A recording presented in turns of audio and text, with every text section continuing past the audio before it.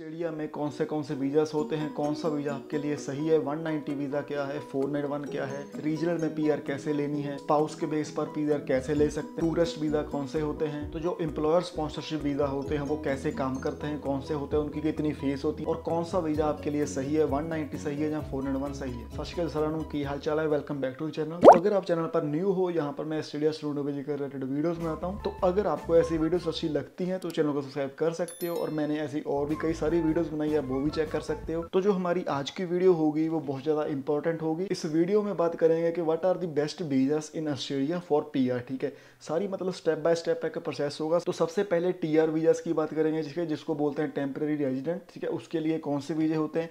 उसके बाद बात करेंगे कि विजिटर वीज़ा क्या होता है, तो विजिटर वीज़ा की जो सब क्लास होती है वो कौन सी होती है। देन उसके बाद बात करेंगे कि जो पीआर के वीजे होते हैं वो कितने होते हैं, कैसे काम करते हैं। तो उसके बाद बात करेंगे एम्प्लॉयर स्पॉन्सरशिप का। ठीक है, मतलब उसका क्या हिसाब है, उसमें कौन से वीजे आते हैं, कैसे आप, अगर आपको कोई भी एम्प्लॉयर स्पॉन्सर करे तो कैसे आप उस बेस पर भी पीआर ले सकते हो ऑस्ट्रेलिया में।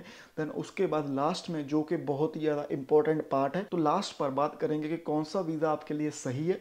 जो भी मेरा अभी तक का एक्सपीरियंस है, तो उस एक्सपीरियंस के हिसाब से मैं आपको रेकमेंड करूंगा कि कौन सा वीज़ा मे भी आपके लिए सही हो सकता है फॉर द फ्यूचर। तो ये वीडियो बहुत ही ज़्यादा इंपॉर्टेंट होगी आपके लिए। तो अगर आप ऑस्ट्रेलिया में अभी न्यू आए हो, जहाँ पहले से ही रह रहे हो, तो अगर आप ये वीडियो पूरी देखोगे तो आपको एक आइडिया हो जाएगा कि कौन से वीजे होते हैं ऑस्ट्रेलिया में। So without wasting any time, let's start the video. हाँ जी, तो सबसे पहले बात करते हैं टीआर वीजा। ठीक है, टीआर वीजा इन ऑस्ट्रेलिया मतलब कौन से टाइप के होते हैं और वो कैसे काम करते हैं। ठीक है, तो अगर बात करें टीआर के लिए होता है वीजा जिसे बोलते हैं हम, ठीक है, सब क्लास 485 वीज़ा। तो इसमें क्या होता है कि अगर आपने मान लो कि बैचलर करी है तो बैचलर के बाद आपको 2 साल की टीआर मिलती है।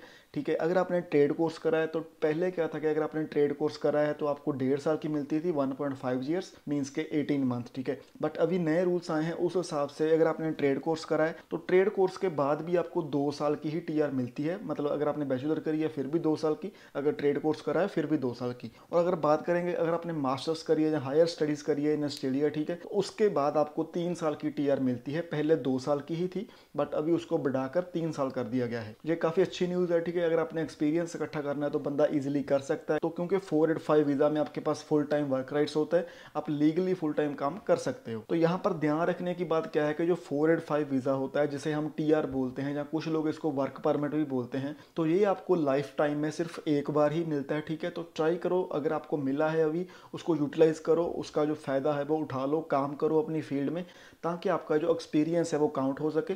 अगर आपने टीआर को भी ऐसे मतलब वेस्ट कर दिया तो उसके बाद अगर टीआर निकल जाएगी तो फिर आपको फिर स्टूडेंट वीज़ा पर जाना पड़ेगा। ठीक है, तो ये गलती नहीं करनी। मैंने देखा है कि बहुत सारे लोग ये गलती करते हैं। वो क्या करते हैं कि टीआर में कुछ और काम करते हैं, टीआर फिनिश हो जाती है, देन उसके बाद उनको फिर स्टूडेंट वीज़ा डालना पड़ता है। तो इसकी जो फीस होती है वो अराउंड $200-300 होती है। ठीक है, $300 के आसपास होती है। तो इसको आप खुद भी अप्लाई कर सकते हो। ठीक है, इतना हार्ड नहीं होता। तो इसके लिए जो रिक्वायरमेंट होती है, तो बेसिकली आपको 6 बैंड चाहिए आईएलटीएस में। ठीक है, अगर आपके 6 बैंड्स हैं आईएलटीएस या पीटी में तो फिर आप 485 वीज़ा अप्लाई कर सकते हो। तो यहाँ पर ध्यान रखना कि इस वीज़ा को लेकर आपको पीआर नहीं मिलेगी। ये जैसे एक टेम्परेरी ग्रेजुएट वीज़ा होता है जिसकी मतलब लेंथ 2 या 3 साल होती है। उसके बाद फिर आपको जो पीआर वीज़ास होते हैं, जिसकी हम नेक्स्ट आगे जाकर बात करेंगे, वो वीज़ास आपको अप्लाई करने होते हैं। तो एक अभी और न्यूज़ आ रही है कि जो इसकी लेंथ है वो शायद और बढ़ जाएगी, मे बी 4 साल या 5 साल हो सकती है। उन्होंने जस्ट अनाउंसमेंट करा है अभी, बट मेरे हिसाब से कुछ अभी श्योर नहीं हुआ। ठीक है, तो उसकी अभी आप चेक कर सकते हैं गूगल पर कि क्या कह रहे हैं। तो मे बी इन फ्यूचर शायद आपको यहाँ 4 साल का या 5 साल का जो टीआर का वीज़ा है वो मिल सकता है। ये ऑल डिपेंड करता है फ्यूचर में क्या रूल्स आते हैं। हाँ जी, तो number 2 is visitor visa in Australia. ठीक है, तो जो विजिटर वीजा जिसे हम टूरिस्ट वीजा बोलते हैं, उसका मेन मकसद क्या होता है, तो आप अपने फैमिली मेंबर्स को या ब्रदर सिस्टर को यहाँ पर इनवाइट करते हो आपको विजिट करने के लिए। तो जब भी आप अपना जो विजिटर वीजा अप्लाई करते हो तो आप रीजन देते हो गवर्नमेंट को कि मैंने अपने मतलब पेरेंट्स को या ब्रदर सिस्टर को इन्वाइट करना है ताकि वो यहाँ पर आकर मेरे से मिल सकें, और मुझे काफी टाइम हो गया ऑस्ट्रेलिया में रहते हुए। तो ये भी एक काफी इंपॉर्टेंट वीजा माना जाता है आज के टाइम में। तो इसकी जो फीस होती है वो अराउंड $365 होती है। तो नॉर्मली अगर आपने अप्लाई करा है, ठीक है, विजिटर वीजा, तो आपको ये 1 साल 2 साल या 3 साल का मिलता है। जो डिफरेंट होता है कि आपकी पासपोर्ट की जो लेंथ होती है एक्सपायर होने की, उस पर भी डिपेंड करता है, और दूसरी और मतलब वो भी डिपेंड करता है जो इमिग्रेशन एजेंट होता है वो आपको कैसे ग्रांट करता है। ठीक है, किसी का 2 साल का आता है, किसी का 3 साल का आता है। तो उसके बाद आपने यहाँ पर आकर 3 महीने या 6 महीने या 1 साल रहना होता है। उसके बाद आपको बीच में ओवरसीज जाना पड़ेगा जहाँ से आप आए हो। ठीक है, तो थोड़ा टाइम आपको वहाँ पर रहना पड़ेगा, देन उसके बाद फिर आप यहाँ पर फिर आ सकते हो। तो अगर इसकी बात करें, मुझे प्रॉपर प्रॉपर नहीं पता कि कितना टाइम होता है आपको वहाँ पर रहना, तो इसकी मतलब एक प्रॉपर मंथ होते हैं कि यहाँ पर आपने इतने मंथ रहना है, तो बाद में आपको इंडिया जाना पड़ेगा, देन वहाँ पर भी आपने 3-4 मंथ रहना है, फिर आप दोबारा यहाँ पर आ सकते हो, ठीक है। तो आज के टाइम में ये वीज़ा काफ़ी ज़्यादा हार्ड है मिलना, तो ऑस्ट्रेलिया में कभी कप हो रहा है, तो उसकी वजह से यहाँ पर मतलब बहुत सारे लोगों ने जो विजिटर वीज़ा वो अप्लाई करा है, तो इसलिए अगर आप अभी अपने पेरेंट्स का वीज़ा अप्लाई कर रहे हो तो चांसेस हैं कि वो रिजेक्ट हो जाएगा, क्योंकि अभी ऑलरेडी उनके पास सीट्स इतनी बची नहीं है। तो ज़्यादातर लोग क्या करते हैं कि अपने ब्रदर सिस्टर को यहाँ पर बुला लेते हैं विजिटर वीज़ा पर, उसके बाद आप अपना जो स्टडी वीज़ा अप्लाई कर देते हो, क्योंकि ये भी एक मेन रीज़न है कि अभी टूरिस्ट वीज़ा जो थोड़े से स्ट्रिक्ट हुए हैं, ठीक है। जो गवर्नमेंट है वो अच्छे से देखती है कि जो बंदे का विजिटर वीज़ा है उसने जाना है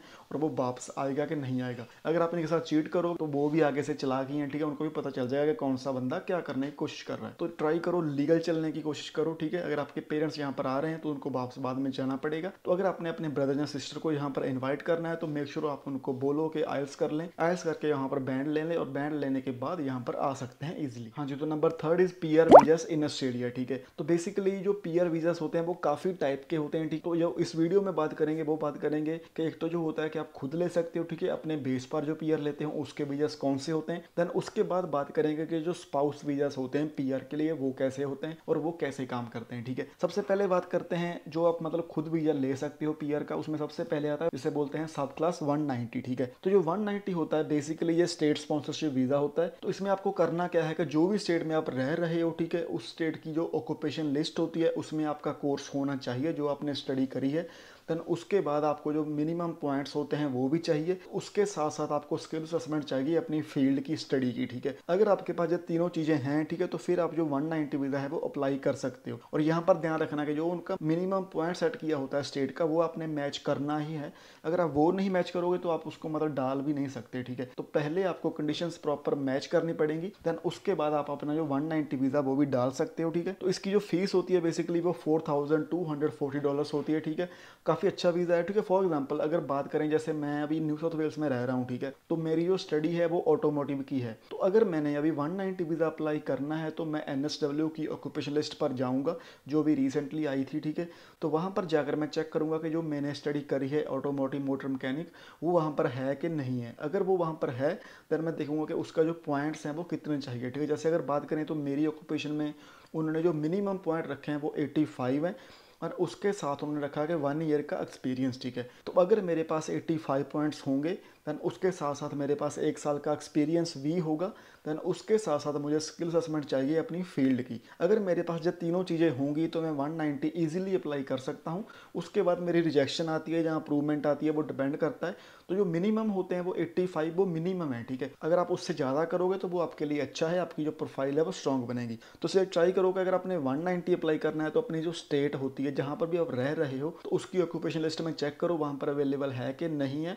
बट अगर आप जो स्टडी पढ़ रहे हो वो वहाँ पर है ही नहीं तो आपकी जो स्टडी है उसको पढ़ने का कोई फ़ायदा नहीं है, क्योंकि उसमें 190 तो डलेगा नहीं, ठीक है। इस बात का आपने ध्यान रखना है। हाँ जी, तो जो नेक्स्ट वीज़ा होता है वो होता है सब क्लास 189, ठीक है। तो ये जो वीज़ा है वो थोड़ा सा हार्ड है, ठीक है। इसको मतलब डालना और उसके बाद इसकी इन्विटेशन आना थोड़ी सी हार्ड है एज़ कम्पेयर टू 190। इसकी जो सीट्स होती हैं वो भी कम होती हैं as compared to other visas, ठीक है। तो इसकी जो कॉस्ट होती है वो सेम होती है $4,240, ठीक है। तो बेसिकली ये वीज़ा होता क्या है कि जो ऑस्ट्रेलियन ऑक्यूपेशन लिस्ट है, ठीक है, ओवरऑल मतलब उसके बेस पर होता है। जो आपका 190 वीज़ा था वो स्टेट स्पॉन्सरशिप होता है, ठीक है, जो आप स्टेट में रह रहे हो। बट जो 189 होता है वो ओवरऑल ऑस्ट्रेलिया की जो ऑक्यूपेशन लिस्ट है वहाँ पर होता है। तो अगर आपने ये वीज़ा अप्लाई करना है तो सेम वही प्रोसेस कि अपनी स्किल असेसमेंट अप्लाई करो, ठीक है। स्किल असेसमेंट पॉजिटिव हो आपकी एंड उसके साथ साथ आपकी जो स्टडी है वो ऑस्ट्रेलियन ऑक्यूपेशन लिस्ट में होनी चाहिए। अगर आपने उसको देखना है तो वहाँ पर आप चेक कर सकते हो, जो होम अफेयर्स की वेबसाइट है homeaffairs.com.au, वहाँ पर जाकर आप ये इन्फॉर्मेशन सारी ले सकते हो कि जो आप स्टडी कर रहे हो वो वहाँ पर अवेलेबल है कि नहीं है, ठीक है। थोड़ा सा हार्ड है ये वीज़ा अप्लाई करना, तो बट अगर आप पॉइंट्स को मैच करोगे ईजिली फिर आप इसको भी अप्लाई कर सकते हो। हाँ जी, तो जो उसके बाद आता है वीज़ा वो होता है सब क्लास 491, ठीक है। तो बेसिकली जो सब क्लास 491 वीज़ा होता है वो रीजनल वीज़ा होता है, ठीक है। इसके लिए क्या होता है कि आपको रीजनल में रहना होता है एंड काम करना होता है। तो अगर आप ये दोनों चीज़ें करोगे, ठीक है, उसके बाद ही आप इस वीज़ा को अप्लाई कर सकते हो। देन उसके बाद ही आपके जो पीआर के चांसेस वो होते हैं। तो जो 491 होता है उसमें पीआर थोड़ी सी लंबी चलती है, क्योंकि ये मतलब एक तरह का रीजनल वीज़ा है, ठीक है। इसमें क्या होता है कि आपको 5 साल का वीज़ा मिलेगा। देन उसमें से आपने 3 साल वहाँ पर रहना है, उसके बाद आपकी जो PR है वो डल जाएगी, ठीक है। मतलब 3 साल आपने रीजनल में काम करना है। तो फॉर एग्जाम्पल अगर अभी बात करें, जैसे मैं अभी रीजनल में रह रहा हूँ, ठीक है, तो जो मैंने स्टडी करी है इसको भी डालने के लिए मुझे स्किल असेसमेंट चाहिए, एंड उसके साथ साथ मुझे अपनी जो NSW की ऑक्यूपेशन लिस्ट होती है वहाँ पर मुझे देखना पड़ेगा कि मेरी स्टडी वहाँ पर है या नहीं है, ठीक है। जैसे कि अभी NSW की अगर मैं लिस्ट पर देखूँ तो जो मेरी स्टडी वहाँ पर अवेलेबल है मोटर मैकेनिक की, तो उसके लिए मुझे 85 पॉइंट चाहिए, ठीक है। तो अगर मेरे पास 85 पॉइंट्स हैं और एक्सपीरियंस भी है, उसके बाद अगर मैं 491 वीज़ा अप्लाई करता हूँ, देन जब मेरा वीज़ा आ जाएगा उसके बाद मुझे 3 साल यहाँ पर रहना पड़ेगा रीजनल में। तो ये डिपेंड करता है कि आप यहाँ पर भी रह सकते हो, तो अगर आपने किसी और स्टेट में रहना है तो वहाँ पर भी आप रीजनल में रह सकते हो। तो 3 साल रहने के बाद आपने मतलब उस पर आपकी इनकम होती है कि आपने 53,000 आई थिंक करना होता है, but I am not sure, ठीक है, कितने होते हैं। रीजनल में रहो एंड काम करो और वहाँ पर जो उनका इनकम का क्राइटेरिया है उसको मैच करो। अगर आप कंडीशंस पूरी करते हो देन उसके बाद 3 साल के बाद आपको सीधी जो PR होती है वो 191 वीज़ा आपको मिल जाता है। देन उसके बाद आप कहीं भी मूव हो सकते हो, कहीं सिडनी में या मेलबोर्न में, जहाँ पर भी आपका मन करे वहाँ पर रह सकते हो। तो ये वीज़ा लोग कम लेते हैं क्योंकि मतलब ज़्यादा लोग इसको पसंद नहीं करते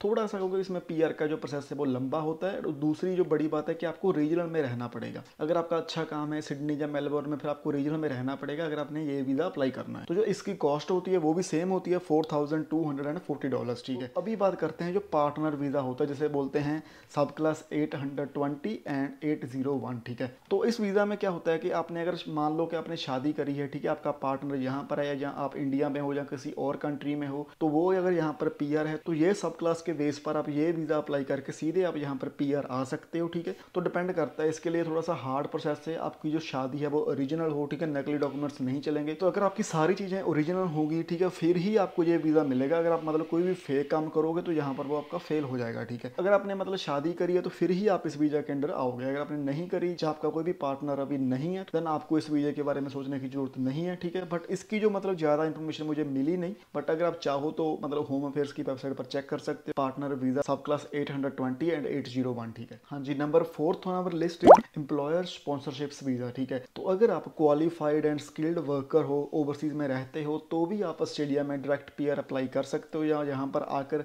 PR ले सकते हो, ठीक है। उसे बोलते हैं सब क्लास 186। तो क्योंकि ऑस्ट्रेलिया को भी काफ़ी ज़्यादा वर्कर्स की लोड है, यहाँ पर इतने अभी वर्कर्स अवेलेबल नहीं है, काम बहुत ज़्यादा है बट लोग यहाँ पर भी कम है। तो अगर आपके पास कोई भी एक स्किल ऑक्यूपेशन है, ठीक है, तो अगर आप इंडिया में या किसी और कंट्री में रह रहे हो, आपके पास 10 साल का एक्सपीरियंस है, तो ट्राई करो किसी एजेंट से मिलो, ठीक है। वहाँ से आप डायरेक्ट मतलब सीधा as a employer sponsorship visa पर भी आ सकते हो। बट उसके लिए आपको चाहिए क्या कि ऑस्ट्रेलिया से आपको कोई भी एम्प्लॉयर स्पॉन्सर करे जिसको आपकी ज़रूरत हो, उसको लोगों कि आपकी जो स्किल्स हैं वो काफ़ी अच्छी हैं, देन वो आपको यहाँ पर स्पॉन्सर करेगा। देन उसके बाद आपका जो 186 के थ्रू आपकी जो PR है वो हो जाएगी। 2-3-4 साल लगेंगे बट डायरेक्ट आपकी PR हो जाएगी। बट तो यहाँ पर आप वहाँ से भी सीधा PR आ सकते हो, तो उसके लिए थोड़ा सा डिफरेंट प्रोसेस है, वो आप किसी एजेंट से बात करके जान सकते हो, ठीक है। फॉर एग्जाम्पल अगर यहाँ पर एग्जाम्पल की बात करें तो जहाँ पर मैं काम करता हूँ वहाँ पर अभी एक इंडियन बंदा उन्होंने स्पॉन्सर करा है इंडिया से। तो मेरी कंपनी में उनको और वर्कर्स की लोड थी, उनके पास मतलब वर्कर्स कम थे, तो उन्होंने एक बंदे को इंडिया से स्पॉन्सर करा जो कि वहाँ पर मर्सिडीज में काम कर रहा था पिछले 10 सालों से। मतलब उसको काम आता था, स्किल्ड था पूरा प्रॉपर, ठीक है, इंग्लिश भी आती थी, इसीलिए यहाँ से इन्होंने उसको ढूंढा, देन उसको वहाँ से स्पॉन्सर करा इंडिया से। वो सीधा वहाँ से मतलब 186 वीज़ा पर आया है। आई एम नॉट श्योर कि वो सीधा PR ही आया है या 186 वीज़ा पर आया। अगर 186 पर भी आया है तो थोड़े टाइम में उसकी जो PR है वो हो जाएगी। तो यहाँ पर ध्यान रखने की बात क्या है कि अगर आप किसी भी कंट्री में भी हो तो किसी स्किल पर फोकस करो, तो कोई ना कोई काम सीखो ताकि फ्यूचर में आपको उसका कोई ना कोई फायदा हो सके, ठीक है। हाँ जी, तो last point is which visa is best for you, ठीक है। तो यहाँ पे अगर बात करें जो 189 वीज़ा है थोड़ा सा वो हार्ड है, ठीक है, एज कम्पेयर टू 190। तो अगर आप उसके साथ मैच कर रहे हो तो उसके साथ जाओ, तो 189 जरूर अप्लाई करना, बहुत ही अच्छा वीज़ा है। बट अगर 190 एंड 491 में से देखें कौन सा वीज़ा अच्छा है, तो ऑब्वियसली 190 अच्छा है, ठीक है, क्योंकि उसमें आपको डायरेक्ट PR मिल जाती है। बट अगर 491 की बात करें उसमें क्या होता है कि आपको 3 साल लग जाते हैं PR के लिए,